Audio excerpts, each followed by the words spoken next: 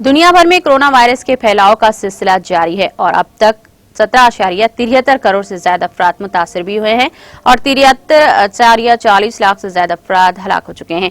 America की university के science and engineering centre CSSE की जारी ताज़ा तरीन अदद-ओ-शुमार के मुताबिक दुनिया के 192 ममालिक और खतों में कोरोना वायरस की मुतासरीन की तादाद बढ़कर 17 करोड़ 73 लाख 68,659 हो गई है, जबकि 38,40,634 अफराद इस जानलेवा वबा और मौलिक तरीन वबा से हलाक हो चुके हैं।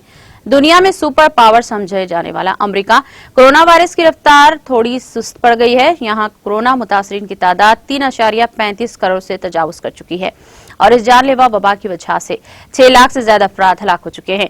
कोरोना वायरस से मुतासिर होने के मामले में हिंदुस्तान दुनिया में दूसरे और हलाकत शुदगान के तादाद में तीसरे नंबर पर है। हिंदुस्तान में पिछले 24 घंटों के दौरान 62,480 नए केसेस की आमद के साथ मुतासरीन की तादाद बढ़कर 2 करोड़ 97 लाख 62,793 हो गई है।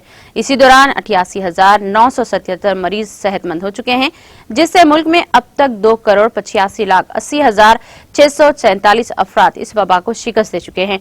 एक्टिव केसेस 28,084 से घटकर 7,98,665 रह चुके हैं।